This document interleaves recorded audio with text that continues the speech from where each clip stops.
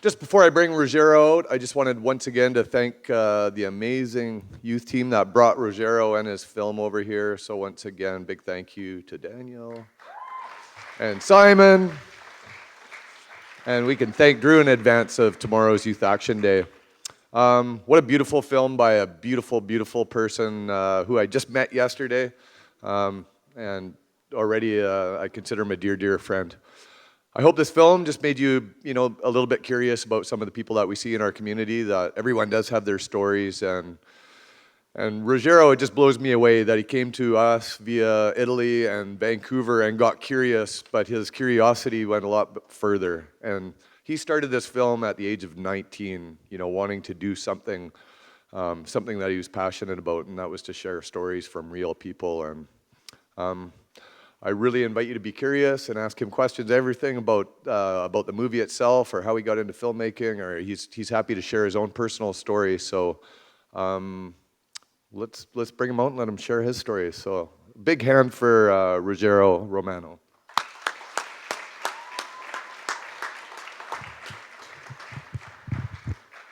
How's it going, everybody? All good?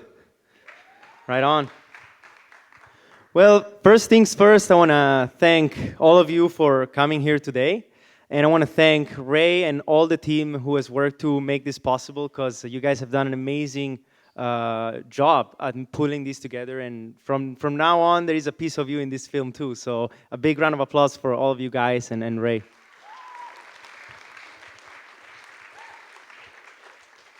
All right, so this is a Q&A, so shoot any question you have. I'm here ready to go, open. Yeah. Hey, thank you. All right. I'm going to head dive right into it. What I can say is that the one thing that really pushed me beyond was the force of love, And when I talk about love, I'm not talking about necessarily the romantic love. I'm talking about the big love. The love that pushes you to do things you would have never imagined, It's Dante Alighieri talked about it like the love that moves the sun and the other stars, And so for me, what happened is when I came to Vancouver, I actually went 1 year to Vancouver Film School, and I was surrounded by a lot of structure. There was a lot of structure in Vancouver, right? And when I talk about structure, I talk about the opposite of substance, how things should look like, how things should be, how you should appear, and all this stuff, And I got tired of that, I got really, really tired of that. And I said, take me to the truth. Don't give me the good news. Don't give me just take me to the truth. And so it felt like an energy grabbed me from my hair and just slammed me in front of the Carnegie, the community center, which is right at the heart of the downtown east side. And I said, give me the truth. And so at the beginning, I was a little bit scared. I have to be honest, I was frightened. I was walking down the street and I was looking around like, damn, wow, I've never seen anything like this before in my whole life, And so I said, how is this possible, How come? I started playing chess in the community center. I started painting. I started singing and the sing-along choir in the film. And I started discovering this sense of community that Vancouver was lacking, The city of Vancouver itself, there is. I didn't find the soul that I found in the downtown east side in Vancouver. And don't get me wrong, I love Vancouver. It's such a great city. There is so much going on. On the other hand, I felt like there was lacking substance, right? And so, because I wanted a life of substance, it felt to me like I had to, give back to the community for everything they gave me. So I actually started writing down the stories. I lived with everyone there. And then I let them write down their biographies.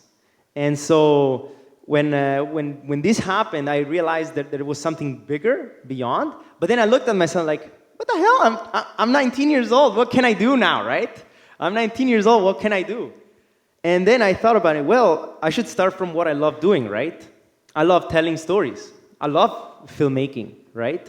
Then that's where I should start, And so I grabbed my camera, just with a basic, DSLR and a microphone on top, nothing fancy, And I started walking around the streets and I started talking with the people I connected with in the community. And then we started to bond and we created a space of trust and intimacy. And And they started sharing their stories. And this went on then for 1 year, you know? And at that point, all throughout the 1 year, I said, okay, this is something, you know?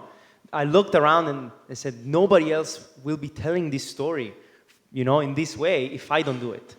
So I felt responsibility feeling my soul, you know? And so when you see responsibility around you, you know, when you see places where you can come in and hug, then you go and do it, you know? And this I think is an instinct that comes from when I was around 13 years old, 14 years old. And I was the shyest person in the class. I was always the guy in the corner, you know? And nobody would talk at that guy. I was always that guy in the corner, right? And so I was always looking, observing, and studying and looking around. And to me, the instinct now is, if I see someone in the corner of the room on their own, my instinct is to go there and give them a megaphone, right? And so for me, this is what it was. It was giving the Downtown East Side the megaphone that they deserve. And that created the most beautiful journey of my life, which then ended up premiering in Vancouver, and it became a dream coming true, you know? Like, for me, it was a dream. After I finished VFS, you know, then I had to go back to Italy. I had to figure out my visa, you know. And when I came back, I went to wash dishes at a local restaurant. And I looked around and I said, damn, is this my place? Is this my place? You know, and it's something to ask yourself sometimes in life, you know. You look around and say, is this my place? And you got to be very honest with yourself, right? And so that was when that energy hit. Like, no, this is not my place. So if you want to go from A to B, the first thing you got to do is to go to not A, you know? And I started dreaming fearlessly, because it gets tough in the kitchen washing dishes after a while, you know? And so you start dreaming, and I started dreaming, and I said, you know what? I want to do the premiere of my feature documentary here in Vancouver, you know? And I want to do it about the things that I love deeply, which is the Downtown East Side. And so there you go. The dream came true. I touched it with hand. It's real. It's not like only in the cheesy movies. It's real. Man, I can tell all of you, if you got a fearless dream, man, it's because it's supposed to be there, you know? It's like magnetism in life, you know? Like there is a plus and a minus in everything that we do in life. It's magnetism. And so if there is a minus out there in the world, you are that plus that has come to birth to compensate for that minus, right? And so if you're dreaming that, is because there is the necessity for that dream to come true, you know? And you are the vessel for that to happen. You are the pivotal point for that to happen, you know? Yeah, I mean, there is a lot to this, you know? Like, I just speak it out loud. I just let it all out. But I think, hopefully it answered your question in some ways. Yeah. Any other questions? Yeah.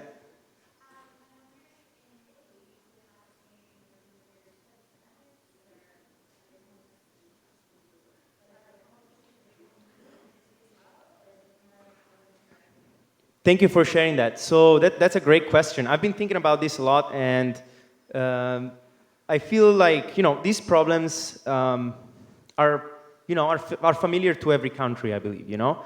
In Italy, depending on the area where you go, of course, you might find imbalances, right, in the distribution of wealth. But I've never seen anything like this, you know.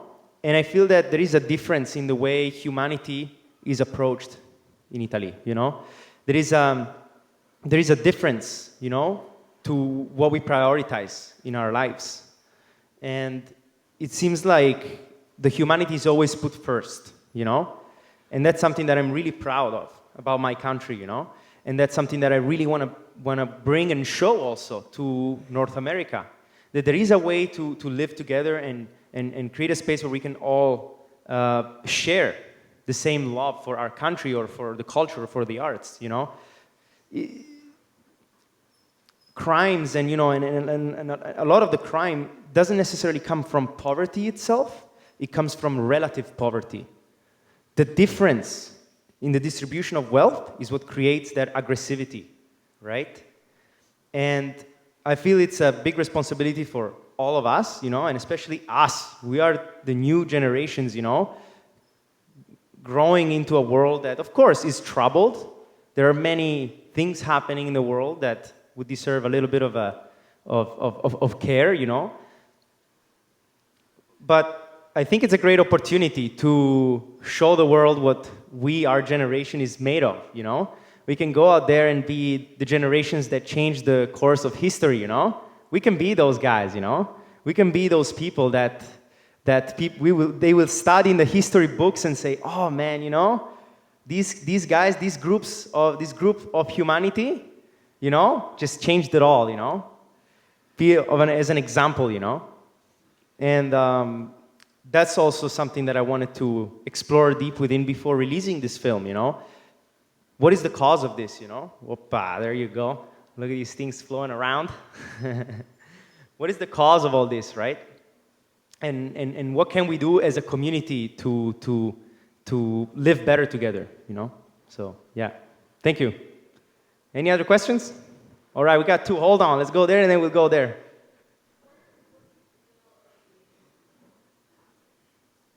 Sorry, the main things? Oh, what are the main things that I learned while making this film? I learned to trust. That's another great question right there. Thank you for that. I definitely learned to trust a lot. And when I say trust, I mean trust the timing of your life, you know? Life has a timing, and it's important to respect that, you know? And having that trust in the universe and in what life has to bring to you, it's probably one of the hardest things, especially when bad things happen in your life, you know? And you say, why is that, you know? You know, why is this happening to me? And you have to trust that life is doing this for the better for you. And so throughout this whole process, many challenges came, you know, to me. And I asked myself, how can I turn that challenge into an opportunity to learn? It's just like pain and suffering, you know?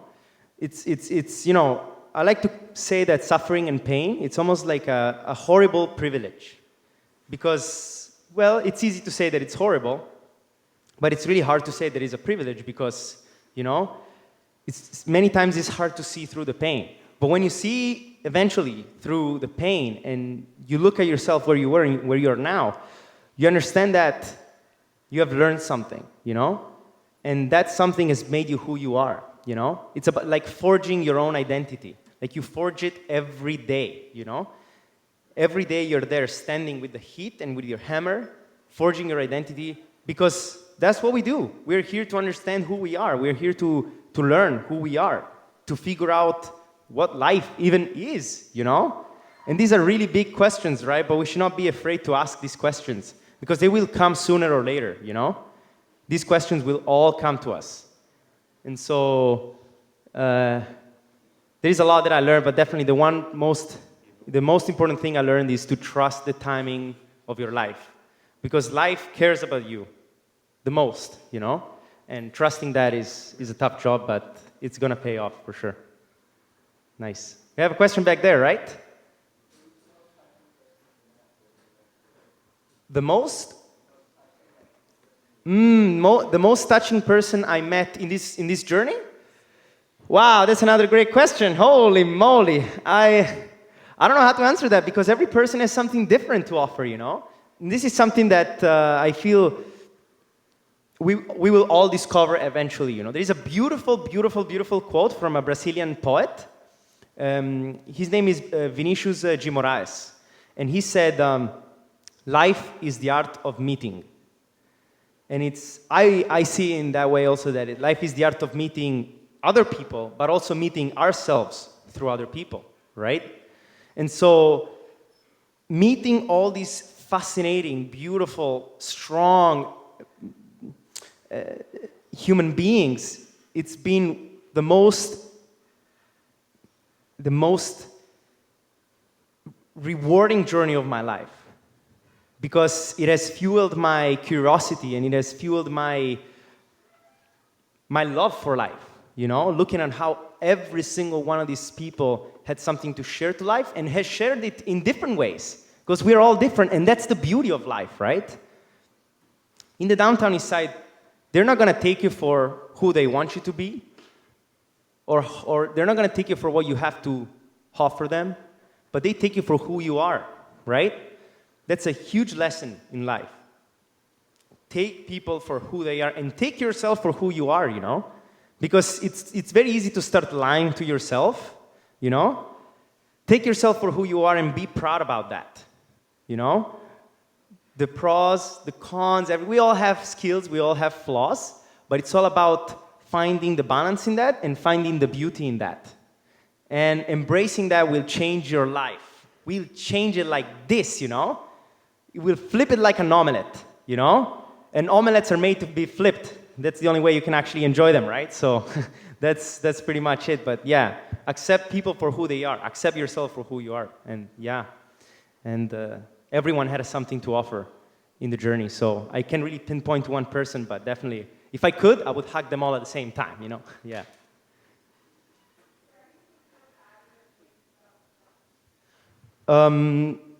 That's a question I could take in many different ways because there are different processes to the film. There is the process where I was shooting with my camera, and then there was the editing process. And so in the editing process, it took me around 6 to 8 months between editing and sound and, you know, and color correction. And so there have been moments where I changed scenes completely. The first cut of the film was like 80 minutes, 88 minutes, 89 minutes, something like that. And I watched it, and it was like, damn, this is too long. This is getting lost. That's not going to work, you know? And then I cut it down, and I cut it down to around 45 minutes. And then I looked and I said, damn, this is not going to make justice to what's happening. And so it ended up being 67 minutes. But it's always about dancing around that, you know, the different messages. And so for me, it was about going a little bit further, then go a little bit shorter, and then finding the balance. And so, yes, there have been many changes in the film. From a you know, looking at the editing from that point of view. But when it comes down to the message, since the beginning, I felt that the message of the film would dance around the concept of home, you know? What does it mean to be at home? What is even home, you know? And it's a very different thing from house, you know? Many people might not own a house, but they have a home. While many other people out there, you know, they might own the most beautiful condo, but they don't even know what a home is, right? What that home within, right? And so this is the concept that I have explored personally in my life, and also that I have come to encounter and basically dance with throughout the past 3 years of my life when I was making this film. So the message didn't really change. That basic concept has always been there, right? It was attracting me, you know? And it's always a combination of two things. Everything that you choose in life, all the choices that you make in life, they come from two emotions, two feelings. One is love, and the other one is fear. And so when you have love pulling you from the front, and you have fear pushing you from the back, that's the moment where you get a lot of momentum, you know? And I mean fear pushing you from the back because I had a lot of love for this community and for what I saw in this community and what I wanted to do and for what I was dreaming. And I had the fear behind me saying, what if this doesn't happen? You know? What if this doesn't happen? Is anybody else going to tell the story? No. And so that was the other energy that was pushing me forward and was making me work the time that I worked or making me do the things that I didn't even imagine sometimes, you know? And that's the trick of that feeling, you know, that goes beyond what you had imagined to do, you know. I have experienced going beyond that limit, you know, going beyond that thread where I had never imagined beyond. But the combination of these two feelings brought me beyond, and I'm very grateful to life that life has given me this opportunity, you know. We got to be grateful to life. Everything that happens to us, you know. Even the fact that we're all here right now, this already means that we're all connected in one way or the other, you know? And so if you got anything out of this film today, it's because of you, because you projected yourself onto the film. So if you got anything out of this experience today, it's because you were brave enough, and you still are brave enough, and you made yourself vulnerable enough to project something of yours onto the film. And the film thanked you for that and bounced something back at you, you know? So this is what making us all connected in this very moment. And I feel like it's a pretty neat moment, you know, enjoying every single second of all this. So, yeah. Any other questions?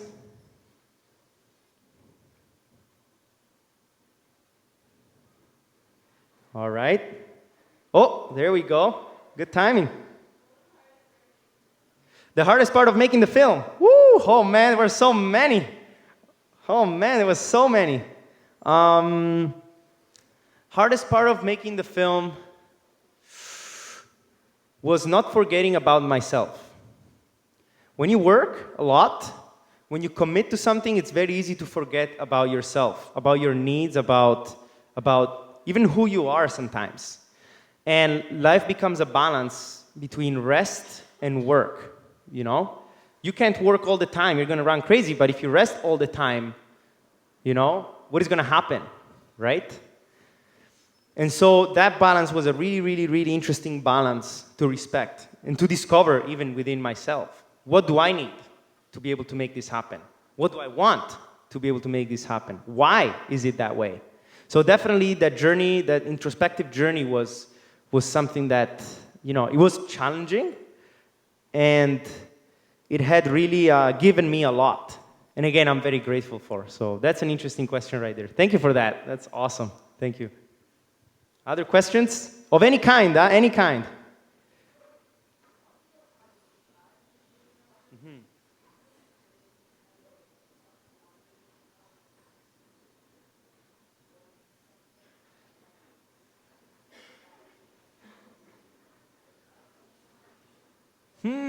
Great questions today. This is awesome. So, by the way, what's your name? Go again? Fia. Did you say that right? Awesome. So Fia asked me about the fact that when I was younger, I was really shy, right? And now I have to say, you know, I'm completely the opposite, you know? I tend to be even too much sometimes, you know? And people are like, man, shut up, man. What are you doing, man, you know? And I've been thinking about this a lot in my life too, and it feels like James Hillman, he's written a book called The Soul's Code, and he talks about how the qualities and superpowers, let's say, of a human being are rooted into the weaknesses of their childhood. And so you really go and look into how life becomes all about balance and backslash, you know?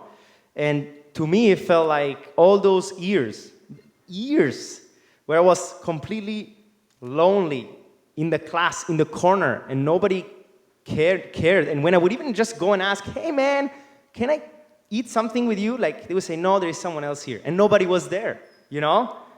Man, you know, like all those years, they have been the most amazing opportunity for me to learn even about people. As I was standing in the corner, I was watching and observing everybody and you know, and asking myself, why did that person do that? Oh, that person is going there, he's about to do, oh, why did that happen? Oh, look at that guy looking at, you know? And for me, it was all about observing this. And when I took a specific trip, I just had a little trip during the summer outside of Italy, and I had the chance to transcend and really transform all the energy that I had inside into something that other people could enjoy as well. And so communication, the journey of communication happened as well. But remember this, being shy is not bad. And shy is a bad word because shy, there is a negative connotation to it. I think there is a difference. There are people who are introverts and there are people who are extroverts. And there is nothing wrong with neither of those. There are superpowers and skills to both of these personalities, you know? There are more extroverts people, like me, you know, that I love to connect, I love to communicate, I love to get out there, I really love, and I get energy from doing that. And then there are introvert people who recharge their batteries from, you know, staying on their own, but they bring a completely different skill set on the table. And there it goes, the balance again. Extrovert people need introvert people, and introvert people need extrovert people. So I don't really like the word shy because, again, it has a negative connotation, but it's about skills. And no one of those two personality traits is better than the other. We're all equal, We're all different, and that's what Rainbow John said. We're all equal and different. And the beauty of life is in respecting those differences and staying grounded into that connection that makes us all equal. And so accepting who you are for who you are. And again, there is nothing wrong with being an introvert or an extrovert.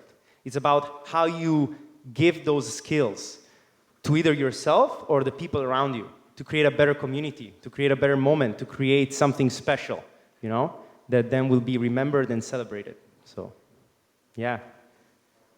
Oh, time. Ray says time. So we gotta cut it. We gotta cut it. So let's go for a round of applause for Ray, please, for what he's been doing, because it's been amazing. And come on, come on. I actually want to pass on the mic to Ray for a second, because I think we got quite a special person here who's been working for many years, putting these together and many, many events together for you guys. And so I kind of want to pass on the mic to Ray and just, you know, have him share a few words, because I'm really grateful to be here, and so I just want to share that. Thanks, Ruggero. A big hand for Ruggero. Isn't he a beautiful, beautiful person? So Ruggero will be at your school all day tomorrow too. So for those of you, if you see him in the hall on your lunch, or if you're coming to Youth Action Day, he's going to be doing a workshop. He's doing the keynote speech tomorrow. We're also doing an evening screening tonight at 7 o'clock here. So if you want to come meet Ruggero, he'll be here. The doors open at 6. He'll be there for an hour. I'm sure he'd be more than happy to have chats with you. Bring your family, bring your friends, bring your brother, bring your sister, bring your cousin. Everyone's welcome, and it's just by donation tonight, and all proceeds are going to the open door. So thank you very, very, very much, all of you. And we'll see you at Quam tomorrow. Thank you. Thanks, Nicole.